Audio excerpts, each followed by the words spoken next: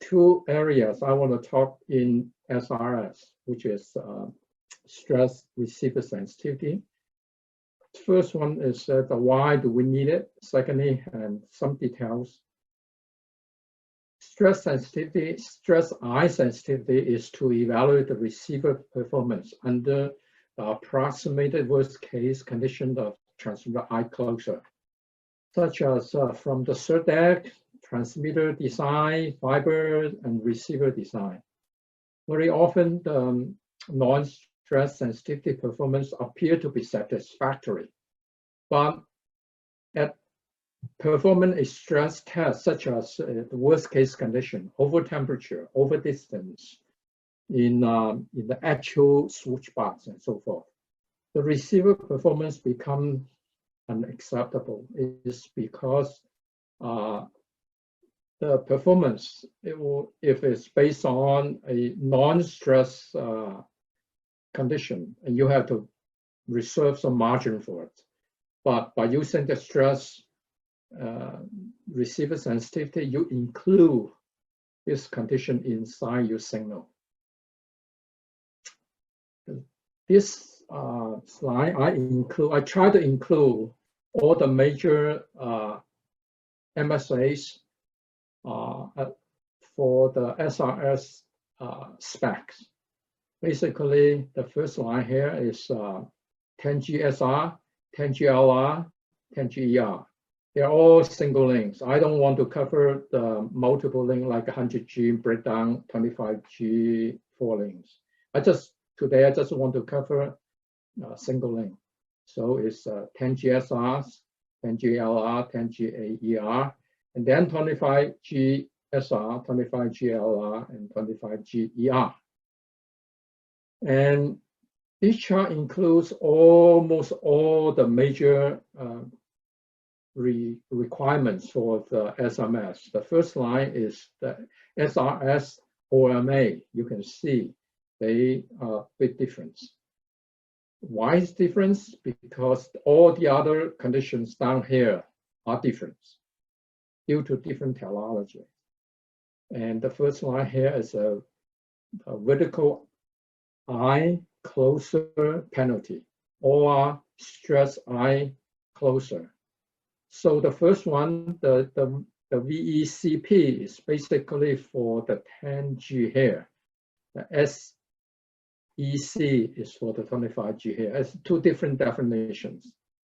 And the second variation is a jitter requirements. Here, 10G is like that, and then for the 25G, it separates into J2, J4, J2, and J9, J2, and J9. I will explain the difference later in different slides. And then, of course, the extension ratio is big difference. And also the bit error rate is different. For the 10G group, it's the 1E to the minus 12. For the 25G group, it's a 5E to the minus 5. So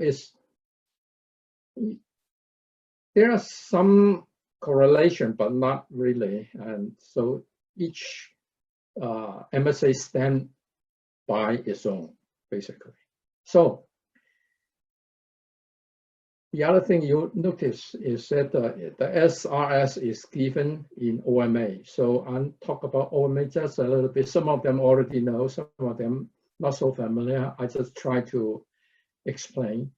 Before 2002, all we have refers to as the receiver sensitivity, which has a components of extension ratio.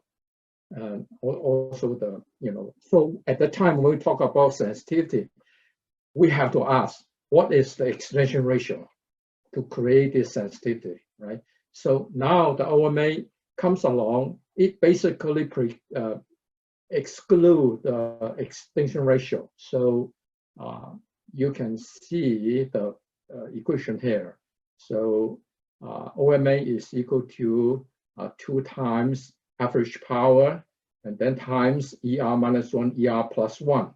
So basically this line to this line is P1 to P0, right? It's OMA. and the eye opening is in the middle. So basically preclude this, exclude this expansion ratio here. This, we call it unused line. Make it easier. A little bit more on expansion ratio. I just, want to remind some of you that for expansion ratio is 5. Basically, the average power is almost the same as OMA. So you can take the -14 here, you go up, and this is 5, expansion ratio 5. And then you go down here, it's about 14, -14 and -14. For anything like an expansion ratio lower than -5, you are in this area. So the OMA is lower than the average power. So that's this line here. For the expansion ratio higher than 5 dB, basically you go up here, the OMA is larger than the average power. Basically, that's the rule of thumb. I just think this is a little bit useful sometimes.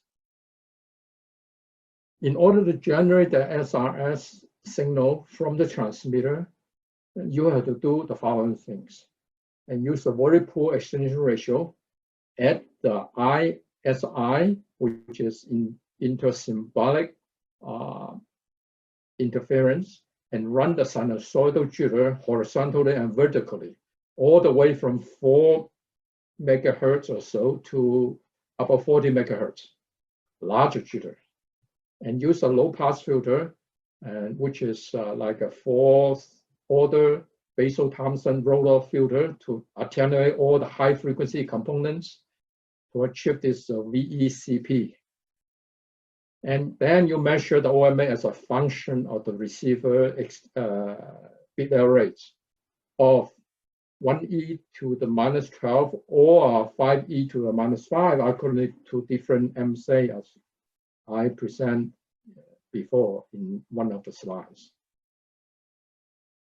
The next slide is the pictorial representation of the SRS, right? You can see the pattern generator coming in, filter out, limiting M, the 4th order BT filter, and then bias T inject the bias for the VCSEL.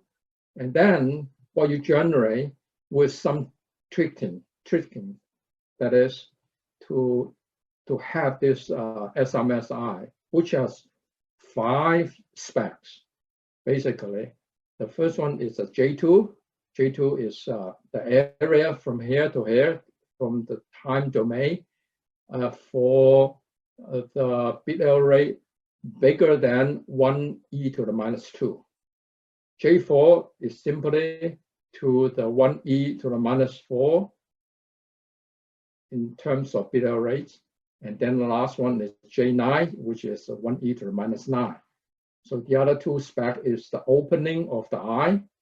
We call it A0, and the OMA is from the outer eye of this. So the equation is there, VECP is equal to 10 log of OMA over A0. As you can imagine, this is like a minimum spec. So the bigger this number, the more the more difficult it is to achieve, right? Because you can see the bigger the VECP, the smaller the opening for the SRS. So ISI, it consists both of the time jitter and amplitude interference due to the design or from the surrounding noise pickup, which can cause a transmitter eye similar to this eye. Basically, that's what it is in a nutshell. And the next picture is, how you can make one from a very simple, SFV plus SR, for instance. All you do is to, this is very rough, right? So I just show you basically how it's made. You can change the impedance of those 2 lines, right? From to some value and also change the capacitor, right? The differential on the differential pair. You can basically get an eye like this. It's ugly, but keep in mind, all that matter is the middle of the eye. You can see, right? Because it has a jitter, definition of jitter. Here's the eye closer. So in fact, for this one, the OMA is measured like a 0.445 is like a -3 dBm or something like that. The opening, right, is 0.153. You go through this equation here, right? Equation here, you come up with the VECP equal to 4.64 dB. So looks ugly, but as long as it's worse than the MSA spec, I think you're okay. So some people do that because simply to go out and buy a reference transmitter for the stress eye is expensive. Also, you need a reference receiver to also to calibrate. This curve, this slide shows you roughly what it means. Now this is a 10 GSR at 1e to the -12, right? So there are a whole bunch of typical DVT plot here. You can see a whole bunch of curve for different VCC, different temperature and so forth. And you can see for the sensitivity is -11.1, as I have shown before in the other slide with the SRS. SRS spec is -7.5. So you can see it's like a rule of thumb is like the difference in between sensitivity and SRS is like a 2 to 3 dB. And so you can see here, it follows the same rule of thumb. So I just want you to have a feeling of what the difference is. Because not all the time we have SRS in our test equipment. So we can estimate by doing the sensitivity measurement. Make sure you leave enough margin when it comes to SRS. Yeah. So again, in this presentation, I talk about why we need SRS and also what SRS is.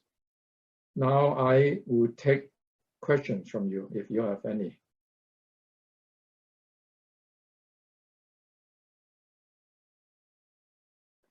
Let me see if I can read any questions.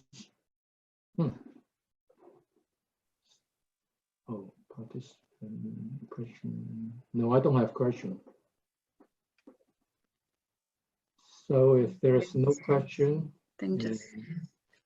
I think we got one question, Eric. I don't know if you can. How would this be modified for PAM4 system? Whoa, it's very difficult because PAM4,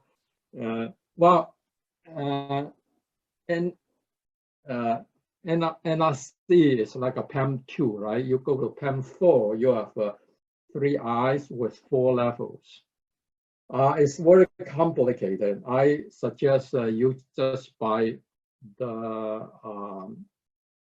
SRS module from the vendor, from Kisai, for instance.